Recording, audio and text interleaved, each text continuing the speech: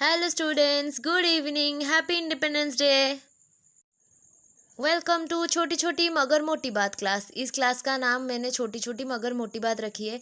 इसलिए रखी है कि हमको इनकम टैक्स और जीएसटी के रिलेटेड कुछ छोटी छोटी बातें हैं जो हमको नहीं पता। इसीलिए मैं इस वीडियो में छोटी छोटी बातें बहुत सारा कंसेप्ट इकट्ठा की हूँ, उसको आपको समझाने वाली हूँ। आप एक बार ज़रूर देख लीजिएगा ये video. So let's get started.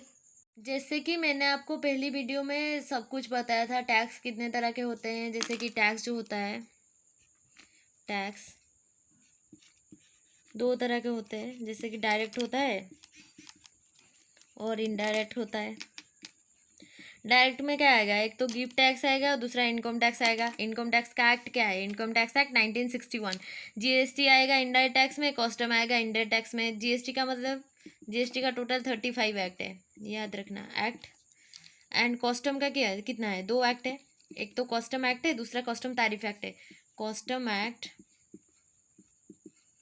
1962, दूसरा है कस्टम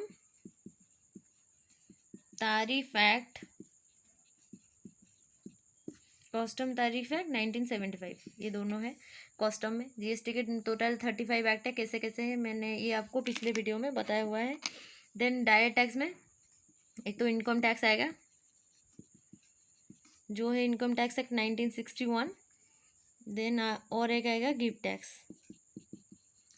दो टैक्स आएंगे इनकम टैक्स में, ऐसे ही बताया था। देन आपको बताया था income tax is charge on income. Income tax किस पर लगता है, इनकम पर। कब लगता है, इनकम के अराइज होने पर। Charge on income. Then GST, GST किस पर लगता है, सप्लाई ऑफ गुड्स, गुड्स और सर्विस और बोथ। देन कस्टम किस पर लगता है, import and export of goods, not service. Service के ऊपर नहीं लगता है। देन कस्टम में इसमें क्या है, प्रोविज़न है। इसमें क्या है, कस्टम एक्ट में प्रोविज़न है। कस्टम तारीफ एक्ट में क्या है, रेट्स है। ये सब हमने पिछले क्लास में ऑलरेडी डिस्कस किया हुआ था। आप इसको नोट कर लीजिएगा जस्ट रफ के तरह, जैसे कि समरी था। देन मैंने आपको बताया था जीएसटी का फुल फॉर्म क्या है। Full form goods and services tax, goods and services tax. Then मैंने आपको बताया था इंपोर्ट का मीनिंग क्या है, इंपोर्ट एक्सपोर्ट। इंपोर्ट का मीनिंग क्या है, बाहर से सामान इंडिया में आना। एक्सपोर्ट का मीनिंग क्या है, इंडिया से सामान बाहर जाना। ये सब हम पिछले क्लास में ऑलरेडी डिस्कस किए होते हैं। ये तो जस्ट 2 मिनट्स का रिवीजन था। अब मैं आपको छोटी छोटी बातें बताने वाली हूँ जो हमारे लिए इम्पोर्टेंट है। आप इसको नोट करते चलिए मेरे साथ। जैसे कि मैंने आपको बताया था, रेसिडेंट होना या ना होना ये कंडीशन के ऊपर डिपेंड करता है। ये वाली कंडीशन हम सेक्शन 5 से सेक्शन 9 रेसिडेंशियल स्टेटस के चैप्टर में देख लेंगे। देन सिटीजन होना या ना होना ये हमारे पेरेंट्स के ऊपर डिपेंड करता है। मैं लिख लेती हूँ, रेसिडेंट होना, आप चाहे तो ऐसे ही लिख सकते हैं या प्योर हिंदी में भी लिख लीजिएगा। होना या ना होना ये तो कंडीशंस के ऊपर डिपेंड करता है। और सिटीजन होना या ना होना, मैंने आपको ये भी बताया था रेसिडेंट और सिटीजन दोनों अलग अलग कंसेप्ट है। ऐसा कहीं नहीं है जो सिटीजन है वो रेसिडेंट है, जो रेसिडेंट है वो सिटीजन है। ऐसा कुछ रिलेटेड नहीं है कॉन्सेप्ट। सिटीजन होना या ना होना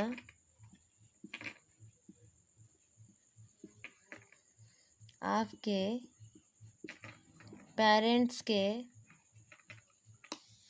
पेरेंट्स और ग्रैंड पेरेंट्स के ऊपर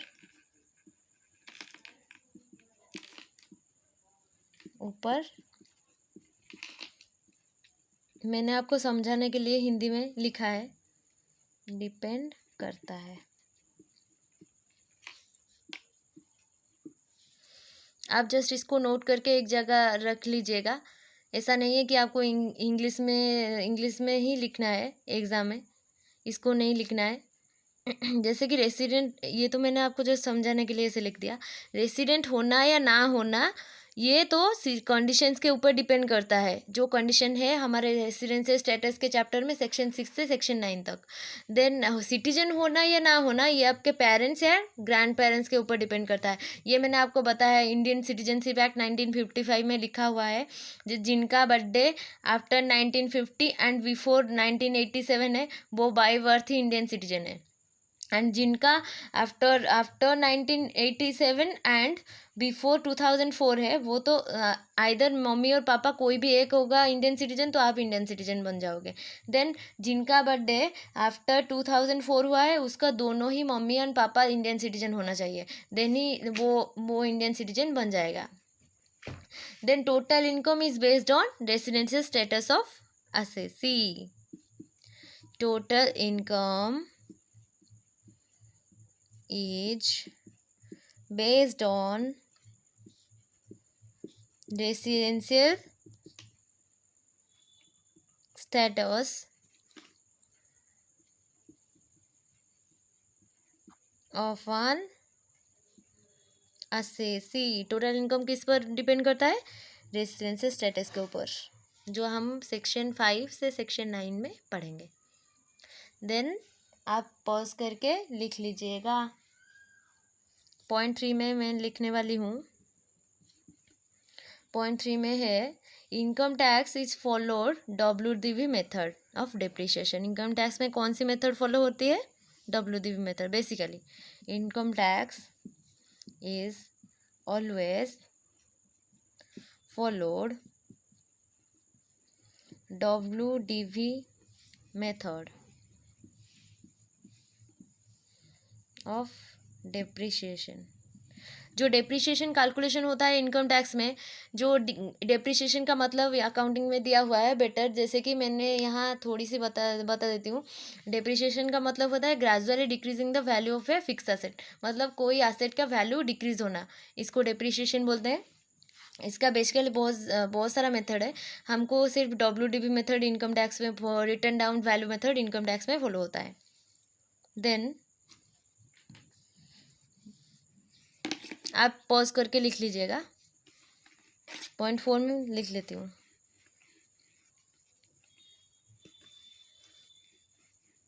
4 पॉइंट में क्या है? 4 पॉइंट में है income tax is debited the expenses after actual loss is occurs. अगर एक्चुअल लॉस हुआ फिर तो इनकम टैक्स में टैक्सेबल होगा, वरना डेबिट नहीं होगा।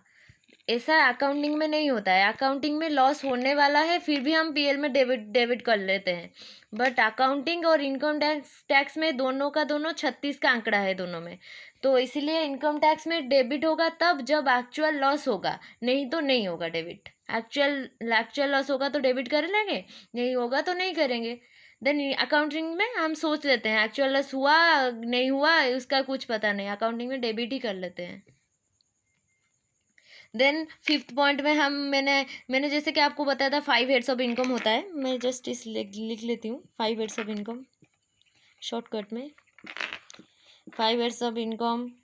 देन कब कब इनकम टैक्सेबल होता है ये तो मैंने बताया, सैलरी में कब टैक्सेबल होता है, जैसे कि एम्प्लॉय रिलेशन एग्जिस्ट होने पर, हाउस प्रॉपर्टी में, रेंटल इनकम पर, PGBP में प्रोफेशन और बिजनेस से जो इनकम आया, कैपिटल गेन में sale of capital asset sale करने से जो आया, देन अदर सोर्स में जिसका कोई नहीं उसका अदर सोर्स, बस काम खत्म। देन इनकम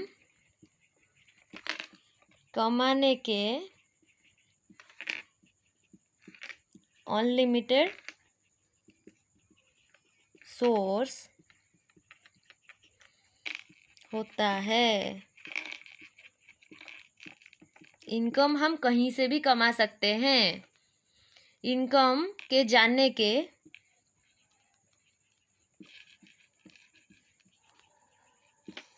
की लिमिटेड सोर्स होता है। लिमिटेड मतलब वही 5 हेड, सैलरी में जाएगा, या हाउस प्रॉपर्टी में जाएगा, या पीजीबीपी में, या कैपिटल गेन में, या अदर सोर्स में। लिमिटेड सोर्स होता है। देन जैसे कि इनकम टैक्स जो होता है वो क्या होता है, मैंने आपको बताया था प्रोग्रेसिव नेचर होता है, ये मैं लिख लेती हूँ।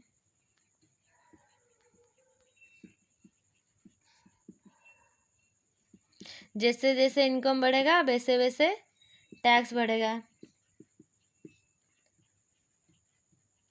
देन इवाजन ऑफ टैक्सेस जो होता है, इवाजन ऑफ टैक्सेस क्या है, मैं अब ये 3 कॉन्सेप्ट बताने वाली हूँ। जैसे कि इवाजन ऑफ टैक्सेस क्या है, टैक्स प्लानिंग क्या है, देन टैक्स का अवॉइडेंस क्या है, एक्ट क्या है, रूल्स क्या है, ये मैं आपको बताने वाली हूँ।